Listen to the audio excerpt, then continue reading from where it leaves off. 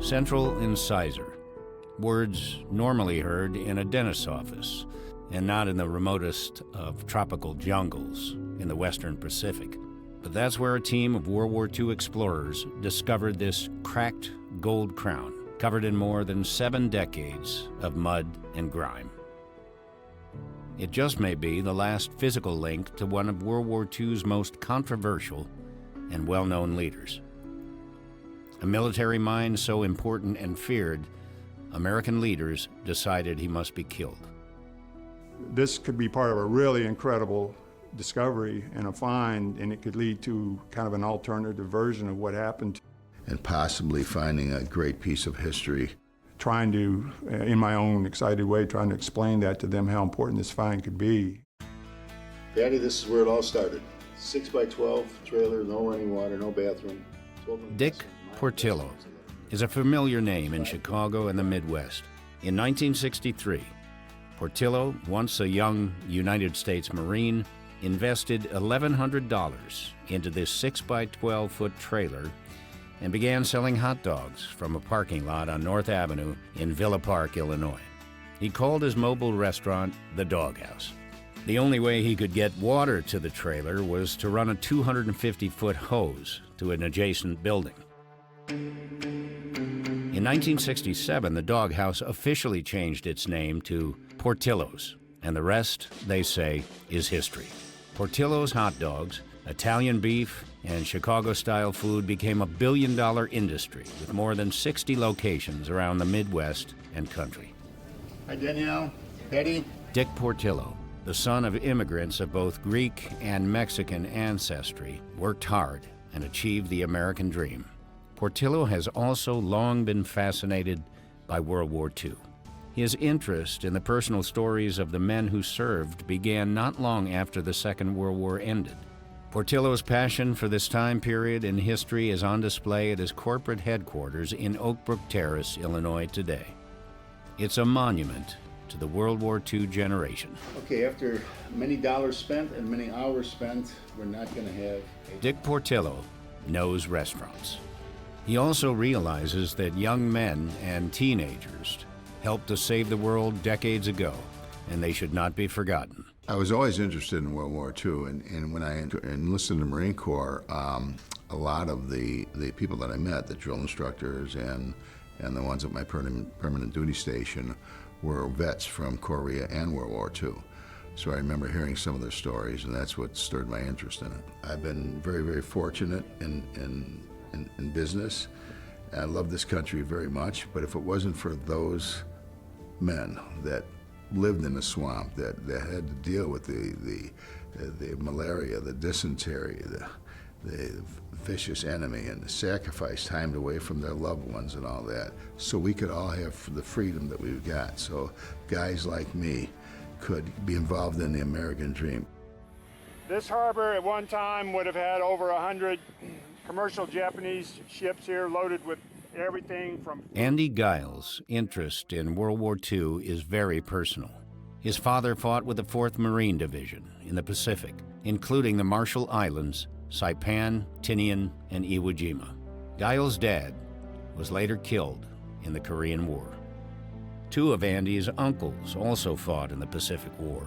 Andy Giles, a retired professor at the University of Maine in Presque Isle, has led dozens of trips to the Pacific. He's also interviewed hundreds of World War II veterans over the decades. When we go up to the bomber strip, you'll actually be able to see where the runway was. Many of those soldiers experienced battle on some of the world's most horrendous islands. Giles also has a well-earned reputation for finding artifacts on some of the world's most far-flung battlegrounds, pieces of history that escape the eyes of other researchers and historians. It's an acquired skill nurtured over decades of exploration. It was fortuitous then that Portillo and Giles would eventually meet. When you spend an hour with Andy Giles, it's like reading an entire book on that particular subject. That's what was wonderful about it, because he's so well informed on it. The man has made many trips to the jungle and knows more about that that era, that war, than any other man I've ever met in my life. Oh, it'd be way more than 50 trips. My first recollection was being contacted about Dick wanting to put together an expedition to do this, what sounded to me like an incredible trip. We flew to Rabaul up here, which was the big Japanese base in that region, over 100,000 troops in the main anchorage. Dick Portillo's first of many journeys to the Pacific came about more than a decade ago, the result of a random call from the proud son of a World War II Marine. Dave Faulkner had read a newspaper article about Portillo's interest in the war in the Pacific and reached out to him. Portillo said he wanted to meet Dave's dad to hear his stories. Bill Faulkner had been on Guadalcanal for a time in World War II and then fought on many other islands now part of Marine Corps history. In 2008, Portillo, always interested in honoring those who fought for America, arranged a trip back to Guadalcanal for himself, Bill Faulkner, his son Dave, and Dave's family. Portillo then brought Bill Faulkner and Dave's family back to Iwo Jima the next year, as Faulkner had also landed there in 1945. Bill Faulkner had also fought on another lesser-known Pacific island in World War II, Bougainville, in the western Solomon Islands, north of Guadalcanal and part of the Solomon Island chain. It was one of the Pacific War's most remote battlefields, and also one of its most horrific fights, beginning in 1943.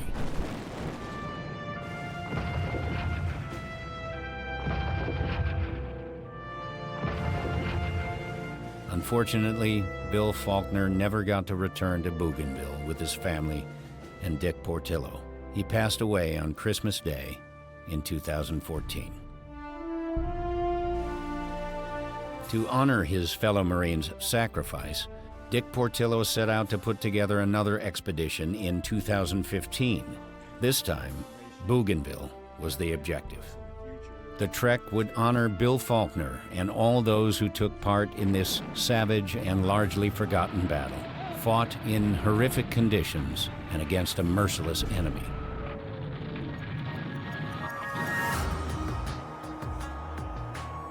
Once again, Dave Faulkner's family would be on the trip. See the wing of the B-25. Andy Giles would again lead the expedition. It was a great group of people from different backgrounds, but all with the same interests, and which made the trip very interesting.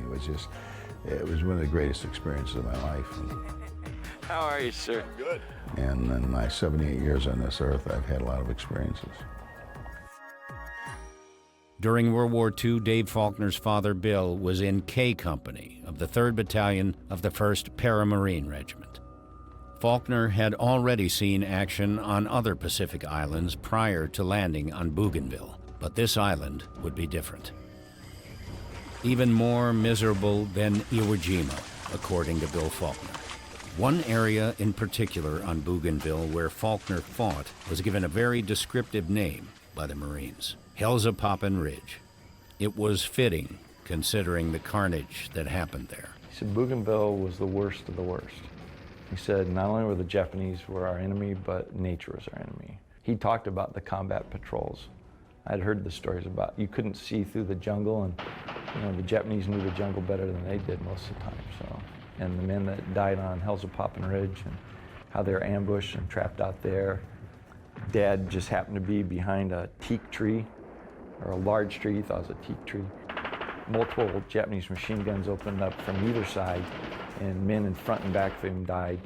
I think it was a platoon-size unit, so 30 plus men, and 7 men walked off that hill. And they left their dead because there weren't enough guys standing upright to remove the dead, which was a taboo. And they always wanted to take the dead with them, but they only got the wounded off. Several months before Bill Faulkner and the Marines started to fight to take Bougainville, something else had happened above this island that reverberated throughout the world and rocked one enemy of America to its core. It involved famed Japanese Admiral Isoroku Yamamoto. the naval architect of the attack on Pearl Harbor, and the early June of 1942 Battle of Midway. When it came to the United States of America, Yamamoto was public enemy number one in the Pacific War.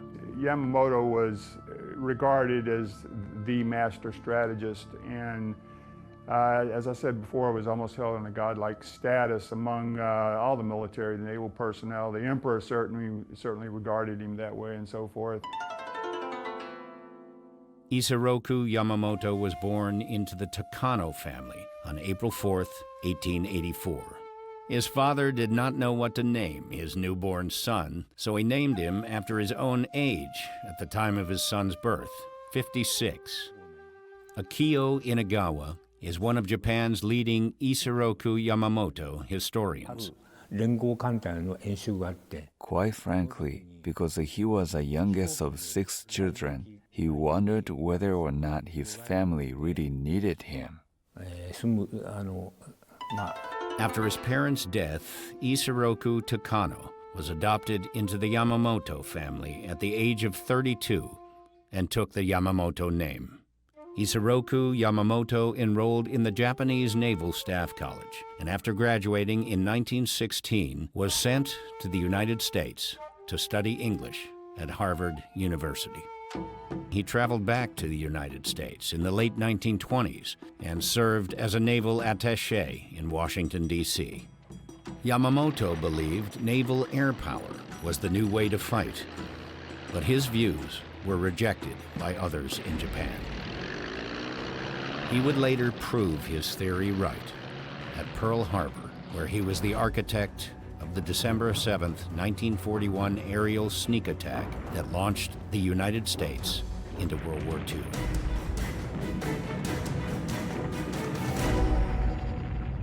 Yamamoto learned to speak fluent English while in America, loved baseball and football, and also gambled intensely. He also read the Bible. He grew to respect the initiative of the American people and the vast resources of the United States.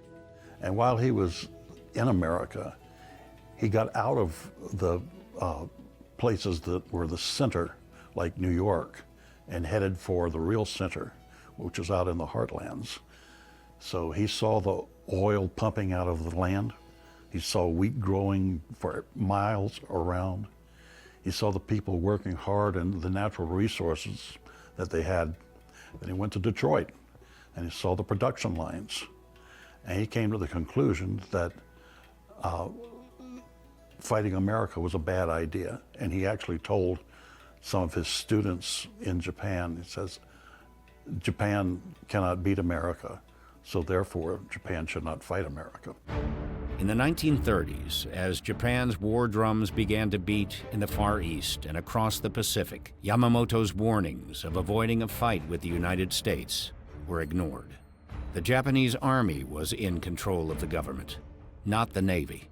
By 1939, Yamamoto had been named Commander-in-Chief of the combined Japanese naval fleet. Whether he agreed with a war with America or not, his destiny lay ahead. They were either going to have to do something with him or they were going to have to kill him. And they were actually assassination attempts. But once the decision was made by the emperor to back the army plan to attack the United States, he said, I am the emperor's sword. And he was Japanese to the core. Yamamoto was the architect of Pearl Harbor. All of the plans went through him to be finalized. He wanted an even larger blow at Pearl Harbor because he felt that once that was destroyed, the United States would be forced all the way back to San Francisco. Yamamoto was clearly the face of evil. The United States needed an enemy, and Japan was not like Europe, where Hitler had become powerful. Nobody knew who these Japanese people were. He was the most well-known Japanese figure in America at the time, and it was easy to pick him as the person to hate. 1924年、米国が日本移民の入国を禁止して以来、that we will not only defend ourselves to the uttermost, but will make it very certain that this form of treachery shall never again endanger us. It's interesting that Yamamoto, in reflection months later, was regretting that the attack had given the Americans a motto. And he knew what that motto was, remember Pearl Harbor. It was something that he was, as a person that had been in America, knew that remember the Alamo, remember the Maine, were battle cries. And now they had gifted one to the United States that not only worked in the Pacific, but it worked in the European War as well, because Japan was an ally of the Nazis and the fascists of Italy. Gentaro Yamamoto is the grandson of Isoroku Yamamoto. When the war broke out, my grandfather happened to be in commander and chief of the combined fleet. He was in a role where he had to take charge. As a result, he became well known. He certainly wasn't seeking that type of renown. To him, it was simply common sense that he had to follow the orders he was given. I believe he ended up to be famous, not because of his military or tactical talent, but because of chance. One of Yamamoto's strongest convictions was that a leader should be in the thick of the battle. He commanded at Midway, a crushing defeat for the Japanese that would change the tide of the war in the Pacific. This leadership principle would eventually put his life in grave danger. That's because he was a samurai. According to the samurai way of thinking, a leader's act of taking command at the actual battle stimulates the morale of his soldiers. That's why for him, he had to be on the front line. By exposing his own life, he intended to raise the soldiers' fighting spirit.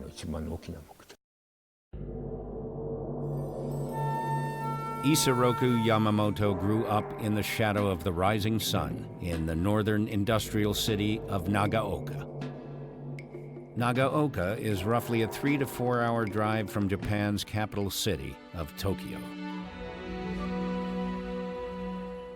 Today, Nagaoka is part of the Niigata prefecture.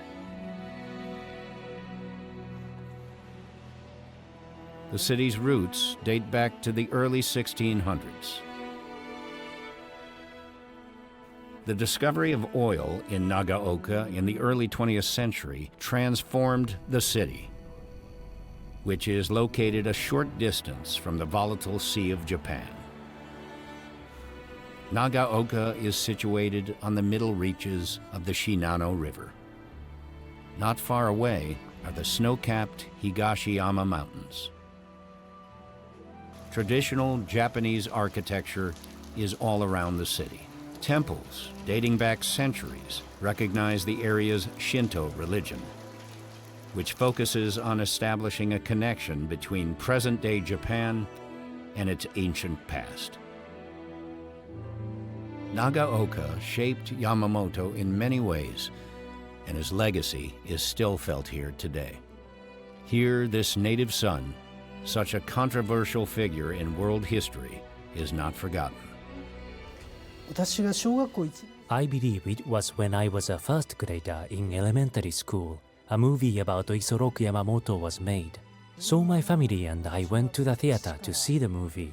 That's when it dawned on me, oh, that's my grandfather. But my father never, not even once, told me stories about Admiral Yamamoto. He never said, read this book or anything like that. However, even though he didn't verbally express it, I think he was hoping I would eventually come around to wanting to know more about my grandfather.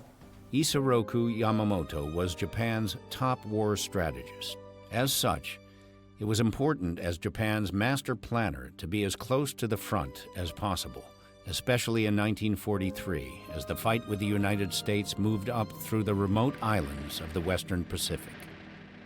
In mid-April of 1943, following the Japanese defeat at Guadalcanal, Admiral Isoroku Yamamoto decided he needed to make a visit to the Japanese fortress at Rabaul on the island of New Britain, to oversee his next battle plan in the Pacific.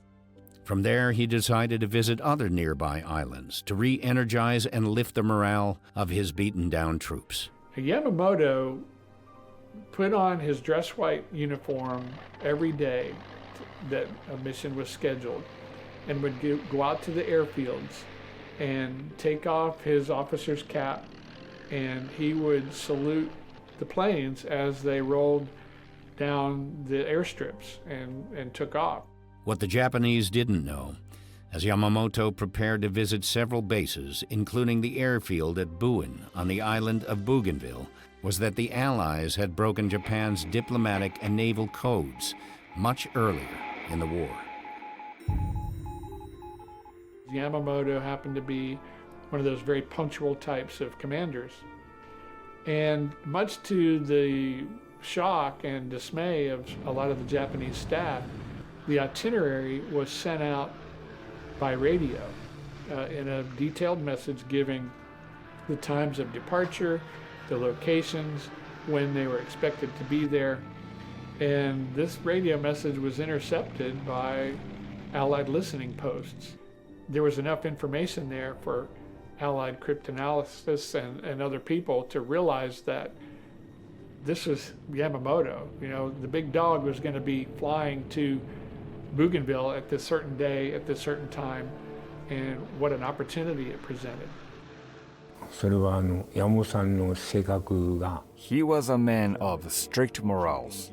He was always on time once his schedule was set, and that represented his way of living. He probably wasn't thinking about altering his own schedule to counterplot against someone else. The fact that the Japanese had these secret codes was a weakness, because as odd as it may sound, they were so arrogant that they thought no English speaker could ever really understand Japanese, much less when it was encoded. The idea of assassinating a military leader like Yamamoto actually emanated from the White House. It was that because of Pearl Harbor, because of these audacious victories in the Pacific and the combats that were taking place, Yamamoto was a very valuable piece, and that man was inflicting casualties, both killed and wounded Americans. And so the message came out to get Yamamoto.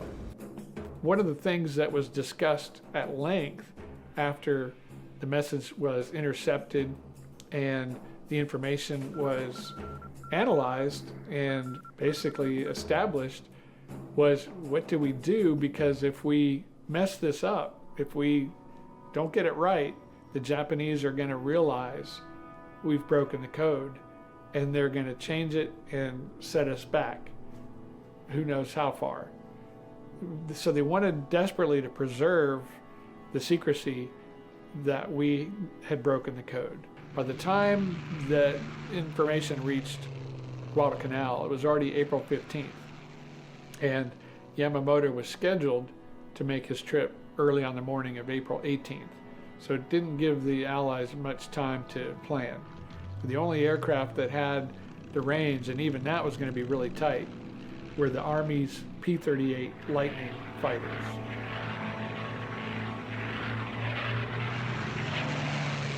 The mission was ultimately handed to Major John Mitchell, who was the commander of the 339th.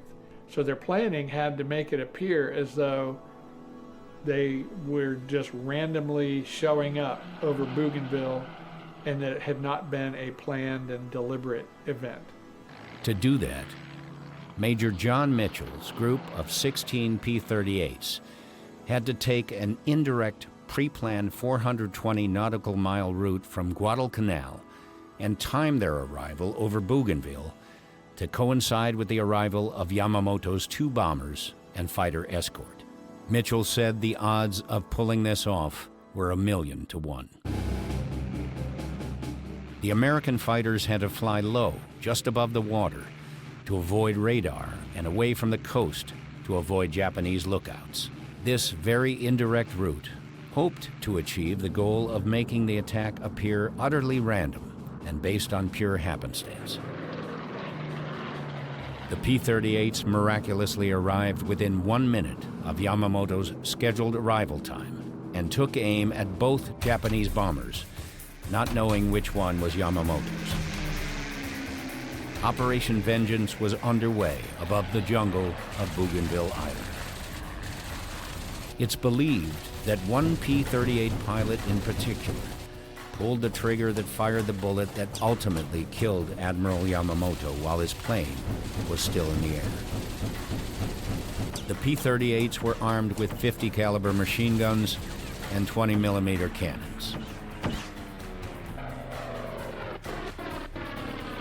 Yamamoto's bomber, trailing smoke, plunged into the jungle, erupting into a fireball around 7:45 in the morning on April 18, 1943. All on board were killed.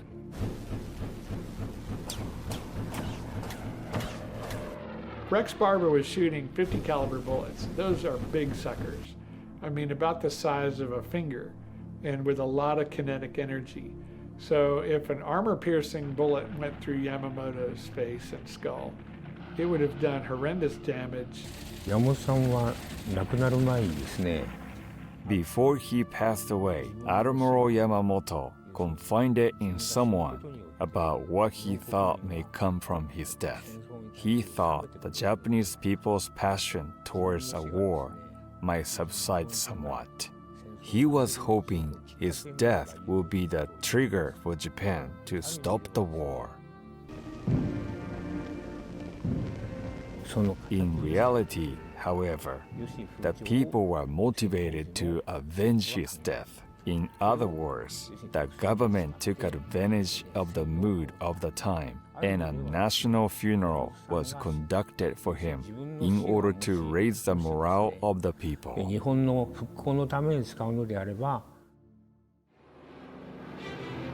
Why was Bougainville important for the American military in late 1943, even after Admiral Isoroku Yamamoto's death there several months earlier? Why was Dave Faulkner's father, Bill, fighting in this tropical hell full of rampant disease, giant insects, thick jungle, and fanatical Japanese? Well, our march up the Solomon Chain was all an attempt to subdue Rabaul. Rabaul was the big Japanese base from which they supported all their operations in the Solomons and New Guinea and so forth. So it was over 100,000 Japanese there, and the harbor was always filled with ships and naval vessels and so forth. So our attempt was to march up island by island to secure airfields so that our planes could pound Rabaul, and basically disable it as the major Japanese supply port. So Bougainville was the next step up the line. That whole campaign, the New Georgia Bougainville campaign, the facts and figures and veterans that I've interviewed, had a very, very high percentage of psychological disabilities just due to the atrocious conditions that they had to fight in. Once jungle rot set in on your feet and ankles and legs and your crotch, life became just totally miserable. And on top of that, you were constantly threatened with the fact you could get killed at any moment. The Japanese could be 6 feet away and you couldn't see them because of the dense jungle growth. Imagine a farm boy from Kansas who'd been plowing fields 6 months ago and he was put into this kind of environment. No wonder they describe it as living hell, and living hell for weeks and months. It went on and on and on.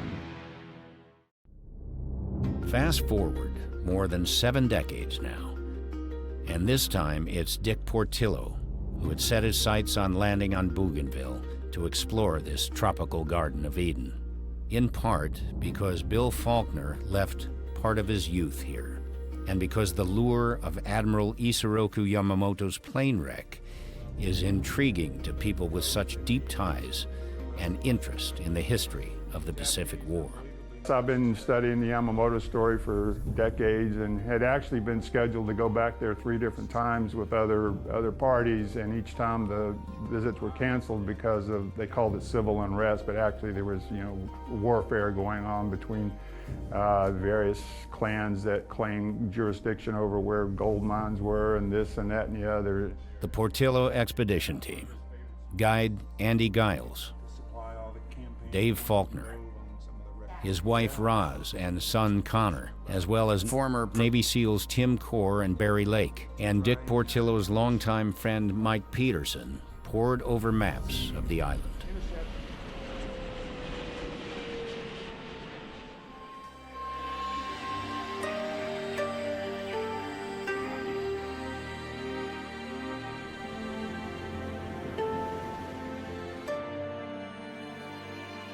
Bougainville in 2015 isn't that much different from the Bougainville of 1943. The exception being that no Japanese would be firing on Dick Portillo's group when they came ashore.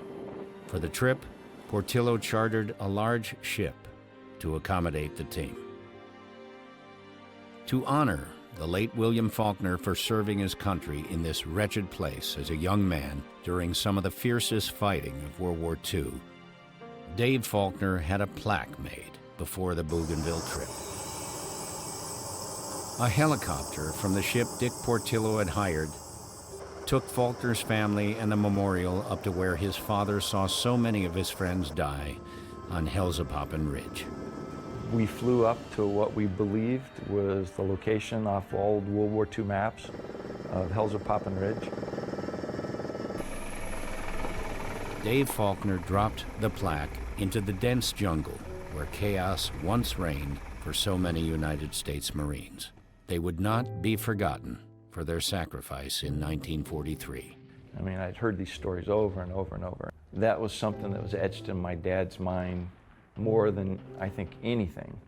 Because a lot of stuff from Iwo, he said, was blanked out. He couldn't remember it.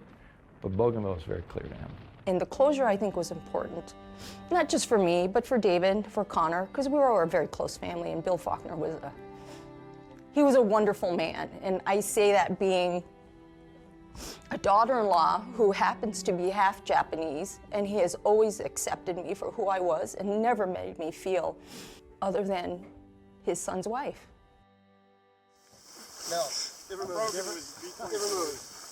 On a hot July morning, the Portillo expedition got into 2 trucks for a rugged drive they trusted would lead them to a trail.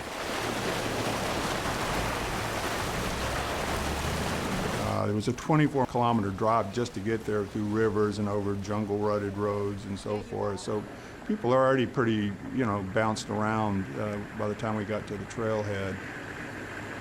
A path they hoped ended at the wreck of Admiral Isoroku Yamamoto's plane. Today, the crash site rests on private Aboriginal tribal land. The drive alone would test the stamina of the explorers.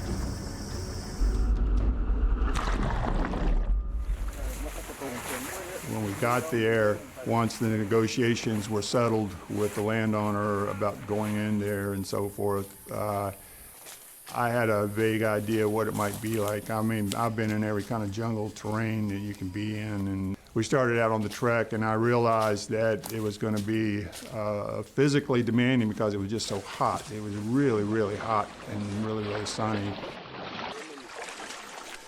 But then we started running into mud, and the mud got deeper and deeper and wetter and up to knee level, and people began to get really, really tired and worn out. Ooh, almost went down. But there was some alarm starting to grow about how much further is this going to be, and I don't know.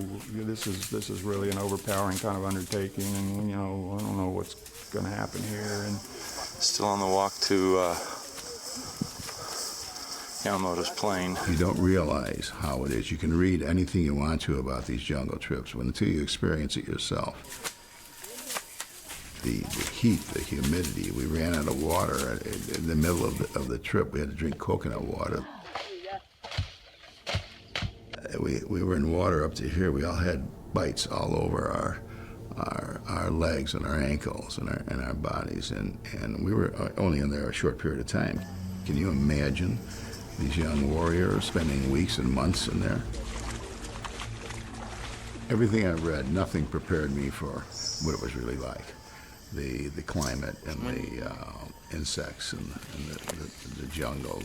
You read about it, but you don't really truly understand what it's like until you're in the midst of it.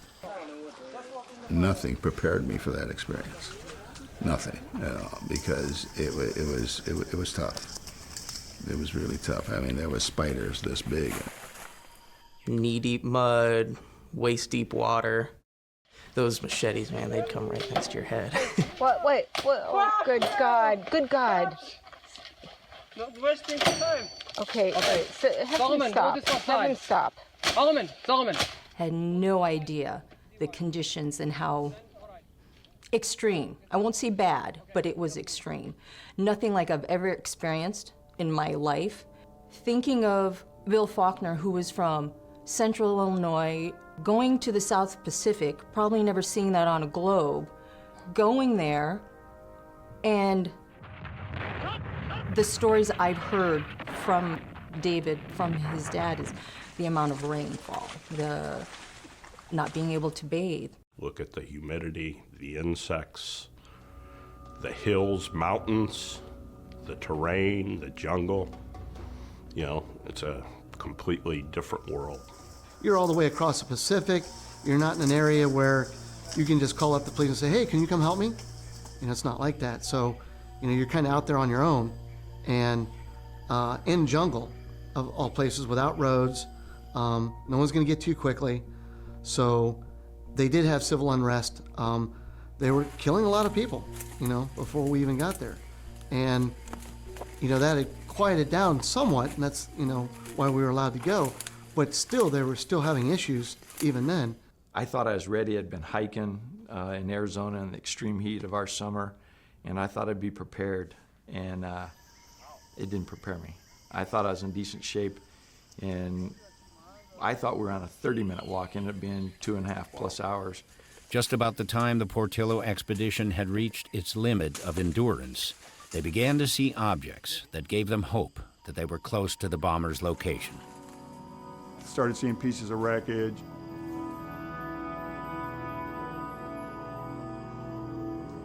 All of a sudden there it was in the clearing, the wreck.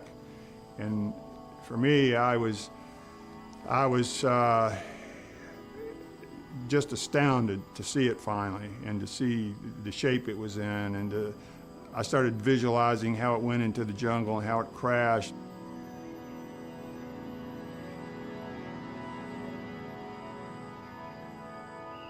But legend has it that his body was intact and laying in full uniform, but anybody that has been in that jungle knows that a body laying in the jungle for 2 or 3 days would not be completely intact. After looking at the wreckage and how it was scattered out and what remained of it, it was like, you know what, there's no way anybody could survive this wreck totally intact in their seat with their white gloves on and, you know, unscarred and as if they were asleep. It was like... And it took so much, it took a long time for the Japanese Army, I think 2 or 3 days, for them to find that wreck. And what went through my mind was there's nobody that could have survived it. I began investigating. I crawled inside the fuselage, was looking for bullet holes and measuring this, and a couple of locals immediately laser beamed in on me. They were watching me like a hawk because they knew I knew something, and because I was, you know, doing all this investigating and looking and taking photos and so forth. While coming around the left side of Yamamoto's wrecked plane, something caught Andy Giles' eye. I took a few steps and the mud would ooze up around my size 14 feet, and there was a slight little glint, and I think I took 2 more steps past that, and then my little brain up here, ding, ding, ding, ding, stepped back, picked it up, and it was covered with mud, and I looked at it, and one of the Navy SEALs that was with us, you know, I asked him, I said, what do you think this is? And he loudly screamed, "That's a gold tooth." And Andy has a skill set that is so impressive. He will find things when there's nothing around, and I walked right next to him and he'll stop and go, "Hold it, that's something." Came out here, and as usual, scouring the ground, saw a little gold glint, reached down, picked it up, and lo and behold, it is a false tooth. And since Yamamoto was advanced in years and he was a high-ranking officer, his fillings would have been made out of gold. There was an awful lot of excitement, and I saw everybody gathering around Andy, and I ran over there myself. And Andy, who's normally a very calm type of guy, I've never seen him so excited about something, and he was holding, and rightfully so, because it was could possibly be a very, very important piece. Okay, this is a gold tooth that I recovered from the Yamamoto crash site, and this could have been right out of the Admiral's mouth here. It's amazing, just amazing. And I was right next to him during the time he was talking to the chief about the find. That was exciting. It brought just a tremendous amount of excitement into that area. And then the chief immediately put out his hand, and everybody wanted to touch the gold piece. But Andy was trying to explain to him the importance of it. Explored, took some shots, came out here. When I got up that morning, and I know this sounds probably hard to believe for people, I really felt like something extraordinary was going to happen that day, even though everybody was worn out and tired and griping about the heat. And I just had this feeling something was going to happen. And when I found that tooth, it was kind of like a volcano going off in me, like, oh, I can't believe this. You know, when that happened, the two guys that had been watching me were over there like hawks right away. And then they scurried over to the customs agent, and he came over almost immediately and said, do you have a historical relic belonging to the people of Papua New Guinea in your possession? And I knew that I couldn't deny it because the boat could be impounded, it can be fined, and they could lock us up or whatever. So he turned it over to the customs agent, and then it seemed like all of a sudden there was this huge crowd around, and everybody had their hand out. They wanted to hold the tooth and look at it. And turning it over to the customs official here and hope it ends up in the right spot. The question of whether the tooth belonged to Japanese Admiral Isoroku Yamamoto was on everyone's mind as soon as Giles pulled the gold crown from the oozing mud. Finding out for sure would prove to be an extremely difficult journey. If you are asking me this could be Admiral Yamamoto's tooth, I must say that it could be, but I don't know. To get any DNA from the tooth, it would have to be ground down, basically destroyed. You're probably worried about the contamination of other items that have DNA also, bacteria, other excrements from animals, the material in the mud, microbes that are available. So basically, as I mentioned before, you have to get rid of that as best you can to remove that DNA so it's not contributing to your analysis later on. I was looking inside of the cap. The cap was of course open at the top where it would sit over the tooth. It was also cracked down the front, which would lead you to believe that there's all kinds of material in there. There seemed to be some kind of mud or brown material that's impacted into the center of the tooth. But there did seem to be a white crust around the exterior point, and that's what you would concentrate on. Anything that looks like bone or tooth is what you want to clean up and then break down and grind down. Plus the tooth was originally, as I've seen the pictures, it has a gold crown on it, so the question was there a root canal? Therefore, if there was a root canal, the nerve would have been removed. There'd even be less material that would have DNA associated with it. So this might make it very difficult to recover DNA. The theory of how a gold crown ended up in the mud next to Admiral Yamamoto's plane takes on more significance when one considers how Isoroku Yamamoto reportedly died. The story surrounding his death began almost immediately, propagated by the Japanese government. Many historians in the 21st century now see things very differently based on their own research. For example, it's now widely believed that an American P-38 pilot named Rex Barber was the man who fired a .50 caliber round through the fuselage of Yamamoto's bomber, striking the Admiral in the lower left jaw, with the round exiting through his right temple. Supreme Japanese Naval Commander Admiral Isoroku Yamamoto, mastermind of the dastardly sneak attack on Pearl Harbor, gunned from the skies of the South Pacific by these Army Air Corps flyers. When I rolled out, there was only one bomber in front of me. And I didn't know where the other one went, but I concentrated on that one bomber. We were down at that time probably 1,000 feet, 900 feet. I started to shoot his right engine, started to smoke a little, and then into his into the fuselage, into the left engine, back into the right engine, which was, by that time, smoking rather heavily. And he snapped to the left and slowed up very rapidly. I almost hit his upturned wing. I was so close to him. I could see smoke pouring out of his right engine. The Zeros were on my tail at that moment, so I hit the deck. A fellow pilot, Tom Lanphier, had always claimed the shootdown. An additional theory has shrapnel striking Yamamoto and causing his mortal wounds.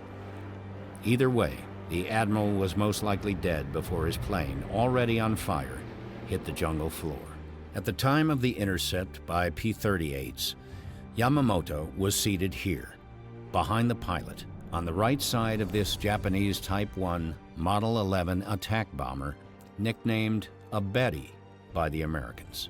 If it was a .50 caliber bullet, or even shrapnel from one of the P-38's 20mm cannons that hit Yamamoto, that would, in theory, have shattered his jaw, spread his teeth all over the cockpit, and then eventually the ground as the bomber crashed into the jungle and burned. So on a .50 cal specifically, that's a very big round with a lot of power.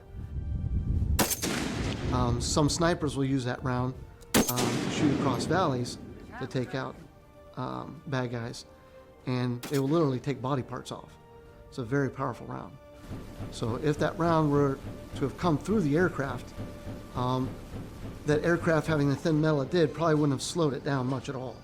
The gold crown Andy Giles found next to Yamamoto's plane showed signs of a break and being sheared off, likely resulting from some sort of direct blow. Could it be Yamamoto's tooth, or maybe that of another crew member on the Japanese bomber? There had to be some blunt force trauma in order to crack that tooth. And the bottom of the tooth was also kind of sheared off. I don't believe many people can survive a .50 caliber shot to the head. That is what the ultimate thing is killing. Like I say, there's probably a half dozen other reasons that could have killed him, including a fiery plane crash. But I think he was dead in the aircraft before it went down. Gold teeth were not uncommon in Japanese military personnel, but this type of bridge work was very unique, and some of our dental experts have described it as something that would have been done in the 30s and 40s, and only somebody of a really high-ranking caliber would have been able to afford themselves of a situation getting a bridge work done like that. We've had dental experts look at the tooth. Some of our dental people have also described it as showing evidence of being severely dislocated. It shows damage from being separated from whatever it was on. It's clearly a bridge that set down over a nub of another tooth or so forth. It could possibly be somebody from the wreck. I didn't think it was, I know there was 9 or 10 people on that plane. It wasn't until recently we found out that the dental work wasn't for the average person. It had to be somebody that had some financial success in their life. So then my mind started thinking about that it could possibly be Yamamoto's.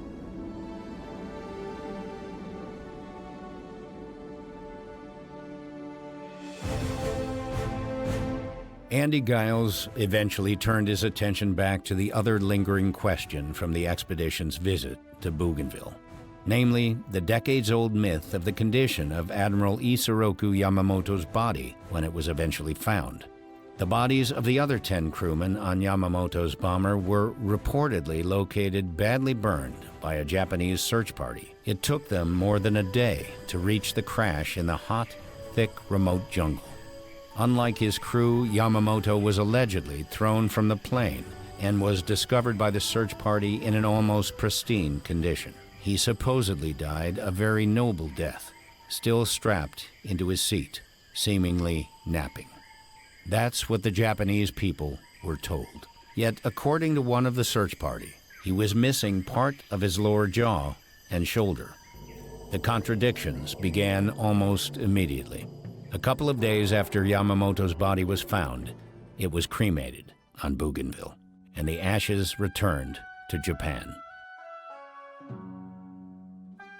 Autopsies were conducted before the cremation by as many as 3 different Japanese medical officers. The bullet or fragment holes in Yamamoto's skull were noted. But was the final autopsy report released to the Japanese public legitimate or just pure propaganda? Supposedly, Yamamoto died a noble warrior's death, sword in hand, wearing white gloves. That's been the story for decades. Or was it really just the opposite? Before his plane crashed on Bougainville, did the Admiral actually suffer a fatal head wound that would have shattered his jaw and face and broken off his teeth? During World War II, the Japanese military was known for lying to its people about the status of the war in the Pacific. Many historians believe Isoroku Yamamoto's autopsy was doctored to maintain his mythical status in Japan. They didn't want the fact that the greatest admiral and the man who had defeated the Yankees in Pearl Harbor had been not only killed but, gruesomely disfigured and burned. The Japanese reported that his body was basically like he was asleep, like he was serene, and that the body wasn't disfigured in any way. So that just doesn't make any sense whatsoever, given the circumstances of the crash and the nature in which the plane hit the jungle and burst into flames. A mythology developed from the Japanese that he was found almost intact with a sword and kind of painted this godlike loss of life. They wanted to portray this image of him as dying gallantly, not dying gruesomely. What killed Yamamoto was a bullet by Rex Barber through his head. Some people call it a .50 caliber bullet. Some people have said it was a piece of shrapnel. And some people said it's a wound, an entry wound the size of your little finger. But if you take your little finger and put a .50 caliber bullet beside it, they're roughly the same diameter and so forth. So if a .50 caliber bullet actually penetrated his lower jaw and came out through his forehead and so forth, it would have shattered his jaw and teeth, and they would have been all over the cockpit before the plane even crashed into the jungle. We all like to immortalize those people that we think are heroes. We can take an American battle like Little Bighorn and how George Custer was found, and they had that as almost untouched. Well, that was hardly the case, but we want our heroes to have almost like a reposed, godlike death. The airplane had tore itself apart. It didn't land all in one piece. I've talked to lots of veterans who've been in that kind of heat, and they say a body that was basically out in the jungle in that heat, exposed for almost 2 days, would have certainly started to swell up, and there would have been flies all over him and so forth. And the likelihood that he was discovered completely intact, as this been described in so many books, is for me, remote. The chief medical officer, also a naval surgeon, along with another lieutenant named Ninagawa, were in charge of creating Admiral Yamamoto's autopsy report. The popular belief today is that the autopsy report created is accurate. However, I have no idea what the actual truth is.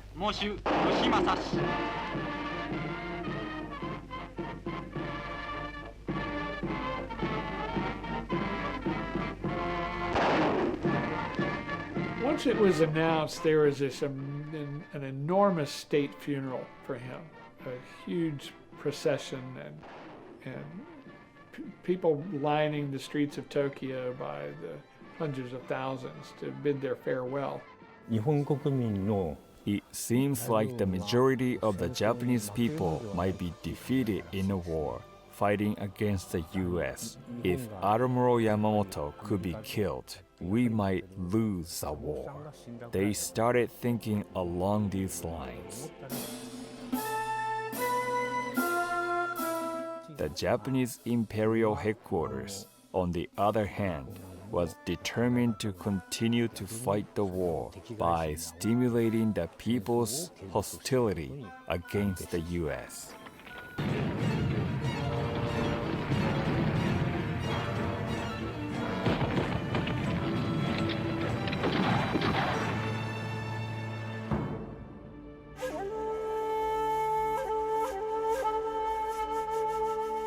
It was finally time for the Portillo expedition to leave Bougainville and the wreck of Admiral Yamamoto's bomber behind for good.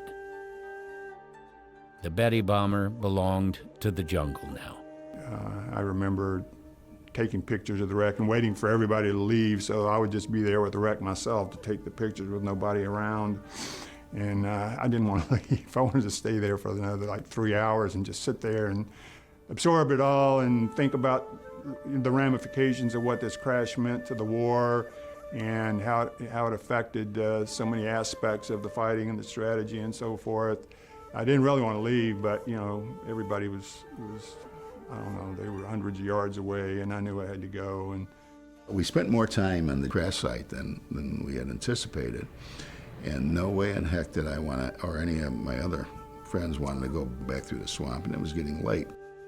So one of the Navy SEALs, we were 2 Navy SEALs there, and called the helicopter. We found an opening somewhere 1,000 yards away from the wreck. Helicopter picked us up there.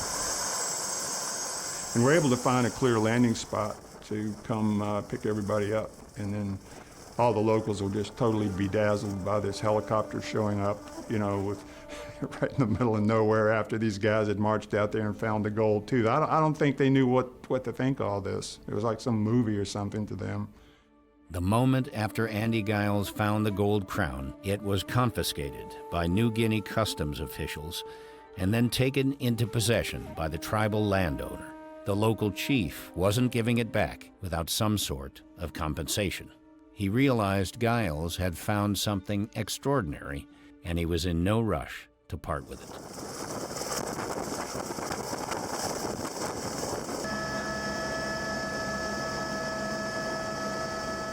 It was just, I couldn't stop thinking about it.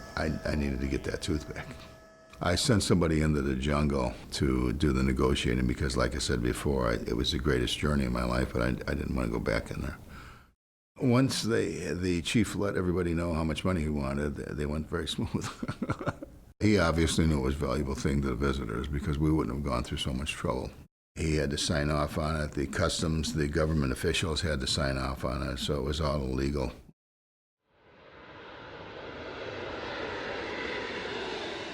The mystery of Yamamoto's tooth followed the Portillo team back to the United States. 41. There was more research that needed to be done, and it would take lots of time. Photos of Yamamoto showing irregularities with any of his teeth were obtained. He apparently had several issues, as some pictures show. More dental experts were consulted. All of them agreed on one thing.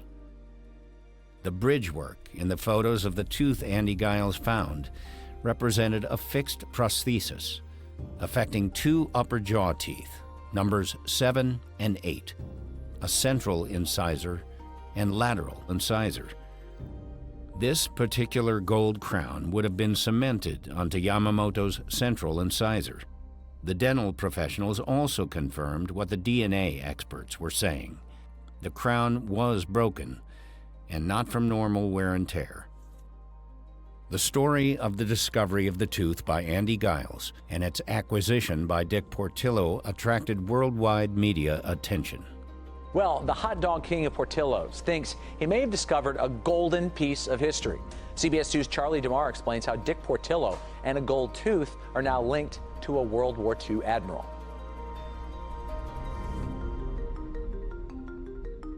Three years after their trip to Bougainville, the expedition team gathered again in Naples, Florida, Dick Portillo's winter home, to renew old friendships and review the footage of their trip. Look at that. Yep, it's chewed up and people have been cutting pieces out of it, and the fuselage is broke right there now. They also studied film shot recently at the plane wreck, which has been disintegrating rapidly since 2015. It's great to be back right now with all the people that participated and reliving this all and seeing how much the wreck's deteriorated. I'm really glad we're able to talk about this now before the wreck just totally vanishes through vandalism and time and so forth. So, yeah, there's bits and pieces as you come into the site that are over parts of the wings and so forth. The positioning of Yamamoto's body after the crash was one topic of conversation. But it was really the gold crown Andy Giles found in the mud that had been on everyone's mind since 2015. It was in Naples that Portillo and Giles decided that they should make another all-out effort to find out whether or not the gold tooth belonged to Isoroku Yamamoto, one of World War II's most controversial leaders. Maybe a simple gold crown would also hold the answer to a decades-old myth as to the condition of Admiral Yamamoto's body when it was finally found. There it is right there, it's Yamamoto right there. There he is.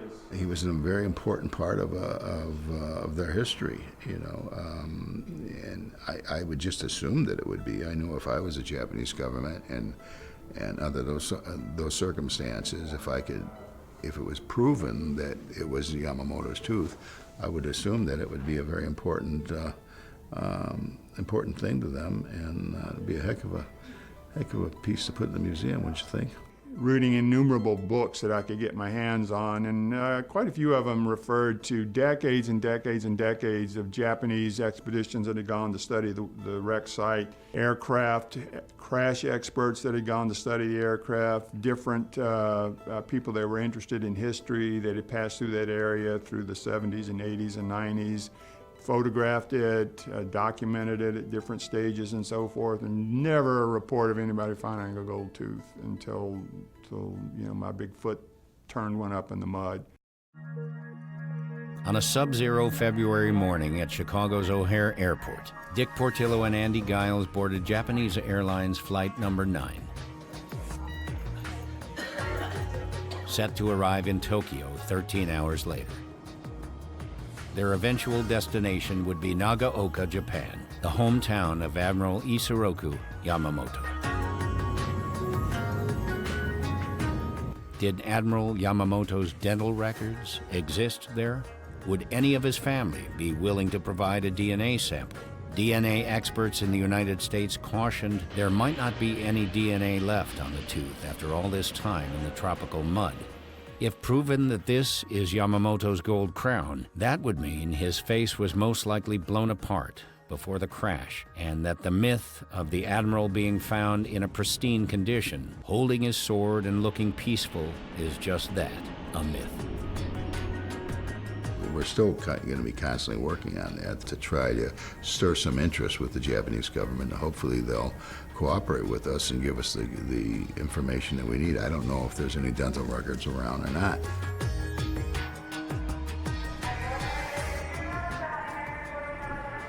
But if we can get them interested in it, that's probably the only way we can find out. I'm looking forward to seeing what we can find out that might support, you know, what we think may have happened to Yamamoto when he crashed in Bougainville. Well, we're very fortunate because we're going to be able to be in contact with people that know more about Yamamoto than we do. I'm really fascinated with probably the help we're going to receive and the expertise in talking to some of the scholars and looking at the exhibits. We're looking at it from a different point of view now. There's going to be different theories on what happened.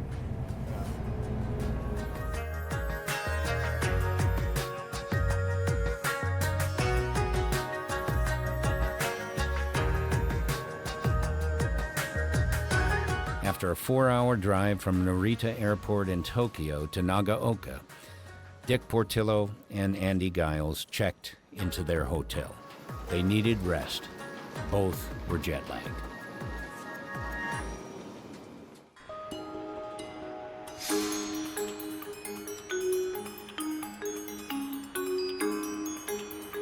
The next morning, the two would begin their search for answers. So we're going to be retracing today, looking at Yamamoto's birthplace and the start of this whole yarn about the incredible mission of the P-38s and breaking the code and them intercepting him within a minute when he was supposed to, which is incredible. Portillo and Giles' first full day in Nagaoka found them at the Yamamoto Memorial Museum, just a short drive from their hotel.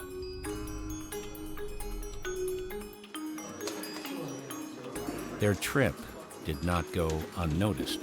Japanese media swarmed the Americans, who had come to Japan looking for specific information never before asked about. The director of the Yamamoto Museum, Takashi Hoshi, welcomed Giles and Portillo and gave them a tour of the museum, which holds many artifacts from the life of Isoroku Yamamoto.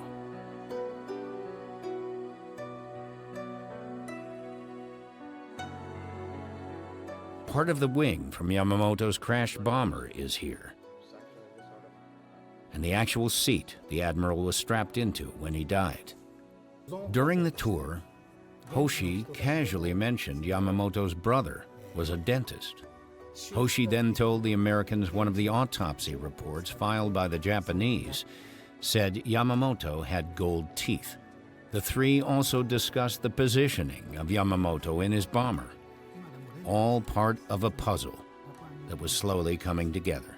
We always wondered about that, and when you look at the cockpit and all the glass and all the metal and all the structure that he would have been cast through it, it seems to us that in some way he would have been damaged and maybe not in the perfect state that people today, some believe that he was found in. So it's just a question that is part of our investigation that we're interested in addressing. The autopsy says he was hit in the jaw with a projectile and it came out through his temple, and that would have killed him before he even crashed, so it's a mystery.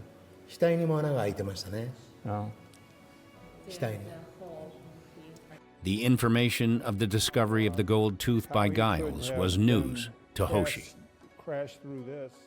There was no way he could confirm the crown belonged to Admiral Yamamoto without doing research on his own.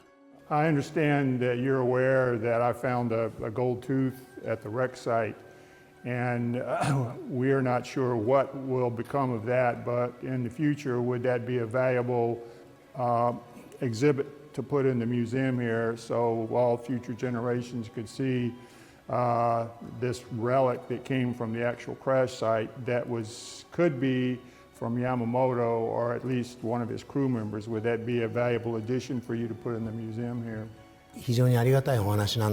It's an extremely generous offer.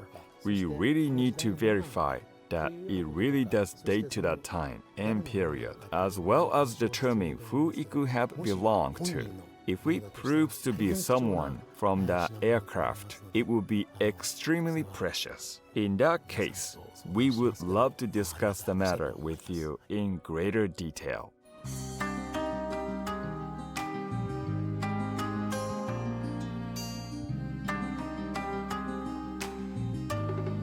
Well, I hope to get some information on some dental records. That would be ideal.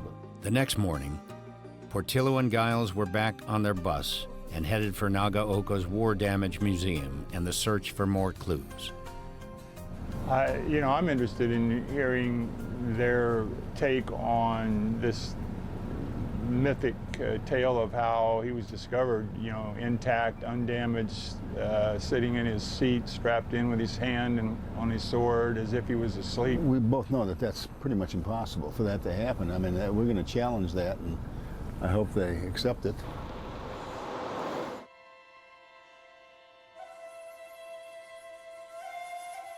Nagaoka was severely damaged by the B-29s of the American Air Force in the late days of World War II. Some say it was hit because it was Yamamoto's hometown or was an industrial target. One mission was definitely a practice run for the eventual dropping of the atomic bombs. Either way, nearly 1,500 Japanese lives were lost. The bridge across the Shinano River is one of the few structures remaining from those days.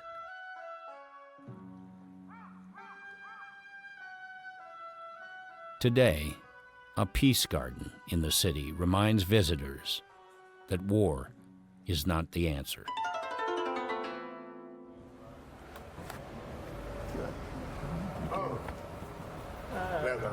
Takashi Hoshi greets Giles and Portillo at the War Damage Museum.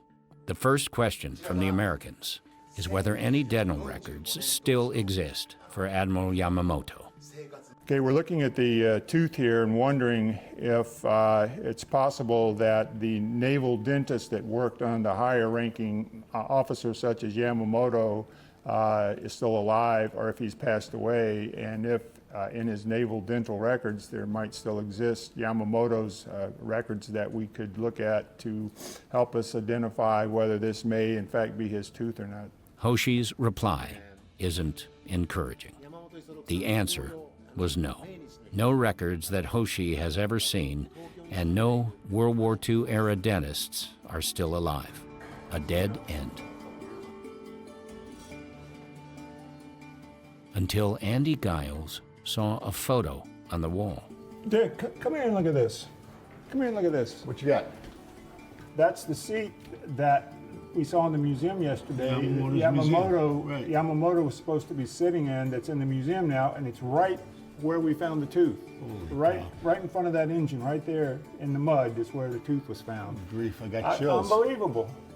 I can't believe that. Holy cow. Believe that? Oh my God. I got chills. Right where we found the tooth. This is really... That's unbelievable. This was 1989. Holy cow. I can't believe that. Circumstantial evidence was mounting that the gold crown Andy Giles had found in the mud on Bougainville could very well be that of famous Admiral Isoroku Yamamoto, whose death shocked Japan in 1943. Once he was dead, then that bright shining light was extinguished. A visit to another nearby shrine that housed other items from Yamamoto's early life and military service yielded no additional clues. But it did provide a moment to revisit the question of whether any descendants of Yamamoto, such as his grandson Gentaro, would provide DNA for analysis. An older email sent to Gentaro Yamamoto brought a very polite response saying that he was sorry, but no, he would not provide a DNA sample because he feels it is not what his grandfather would have wanted. Andy Giles and Dick Portillo met Gentaro on their trip to Nagaoka. He did not change his mind. Ancestry research utilizing DNA isn't as important in Japanese culture as it is in the West. Another dead end. The Americans respected the decision made by Yamamoto's grandson. People in Nagaoka try to cherish his values. They pay their respects every day. His idea on what true national power entails, including the spiritual aspects, that's the heritage he left for us, I believe. He was dedicated to the well-being of people throughout the world. He was a naval man who always kept the idea of people in his mind.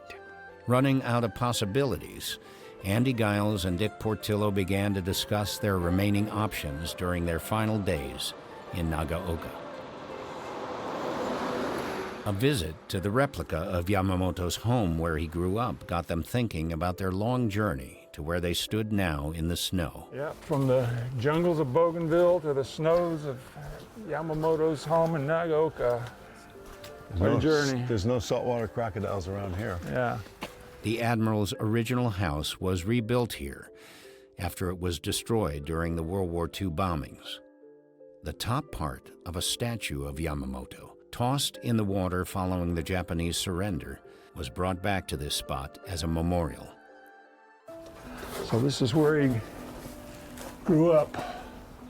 But he probably sat on those steps right there when he was growing up and did what kids did in Nagaoka. Now, is this where he was born, or is this his childhood home, or when he was an adult? This is his childhood home. Yeah, once he gained the prominence in his military positions, he didn't spend a lot of time at home. He was stationed in the States, and he was away at sea he loved to so travel. much. Yeah. That's the part that was retrieved by someone who found out about the story of it being, thrown in the lake and retrieved. It's made out of brass, so being in the water didn't bother it at all. So it's been a great journey so far, and it's not over yet. Yeah.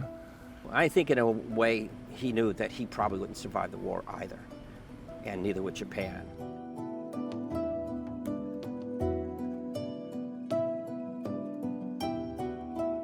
No DNA and no dental records meant there was a high likelihood that the Yamamoto Gold Crown mystery would remain just that, a mystery. A final stop at Yamamoto's family grave at a nearby temple gave Giles and Portillo one final opportunity to reflect on the ghost they'd been chasing. The Admiral would certainly not be giving up his secrets anytime soon. And these are his relatives? The Yamamoto relatives? This is a graveyard for the Yamamoto family. What does this say? The posthumous Buddhist names of the ancestors of the Yamamoto family are all written on that board.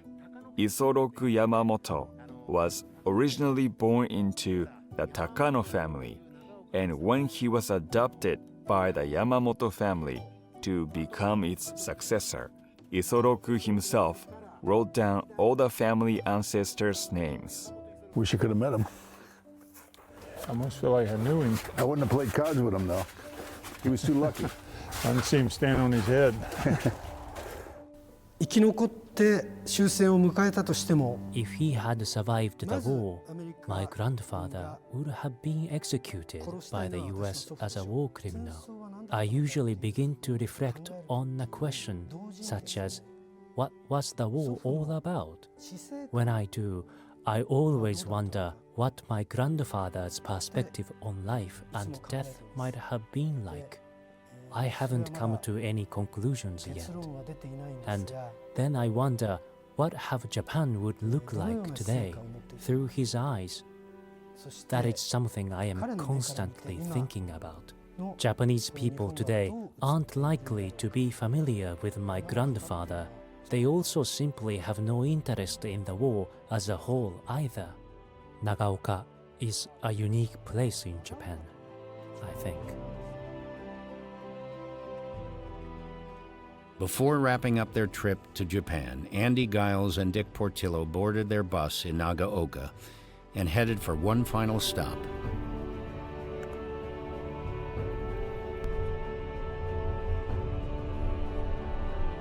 Tokyo. Here they talked more about their multi-year odyssey, while walking the grounds near the Imperial Palace and at the Meiji Shrine.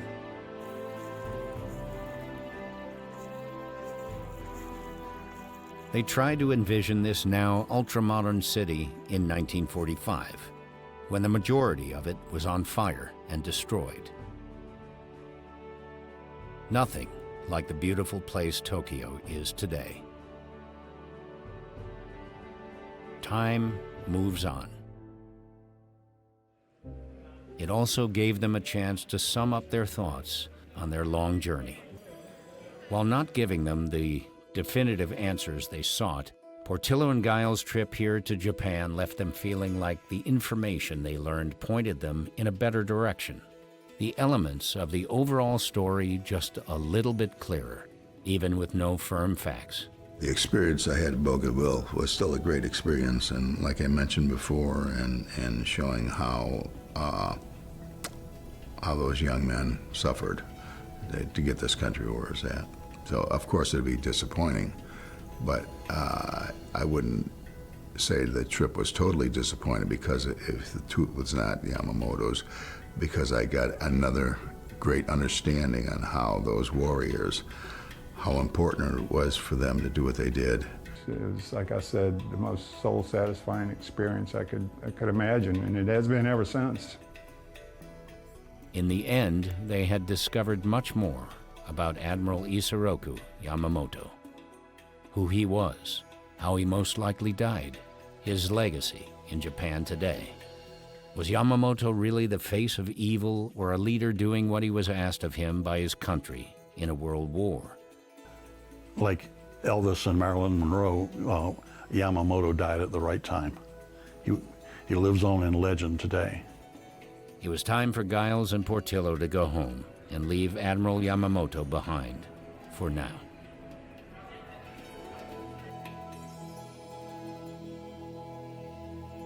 Well, Andy, the end of our trip to Japan, but not the end of the journey.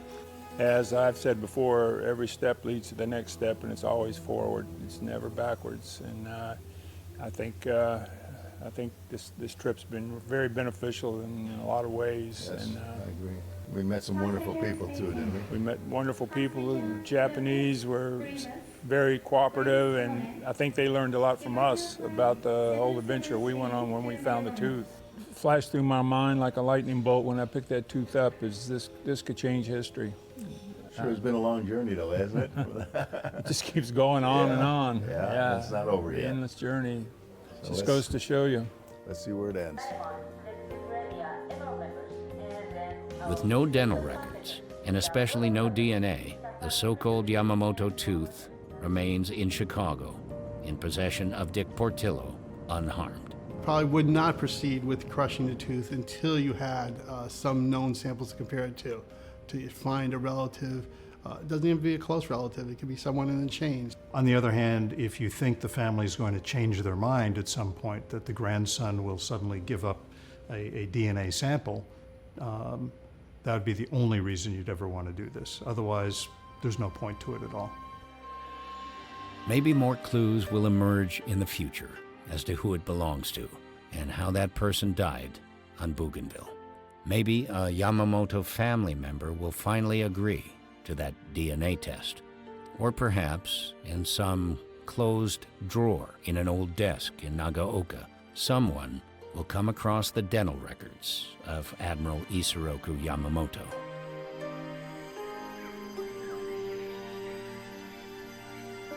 Until then, his wrecked bomber is still here.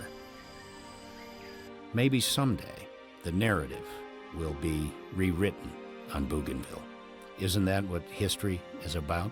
For me, history is always being revised as new information becomes available and new examinations, and I think this is a situation that's ripe for re-examination and maybe the acknowledgement that there's could possibly be an alternative version of what happened to him that's not so pretty. My interest in history brought me to places that very few people have been to, but this most recent one was the most exciting. Maybe Plato was right. Challenging existing truth probably won't win you many friends, but it just may set the record straight for future generations.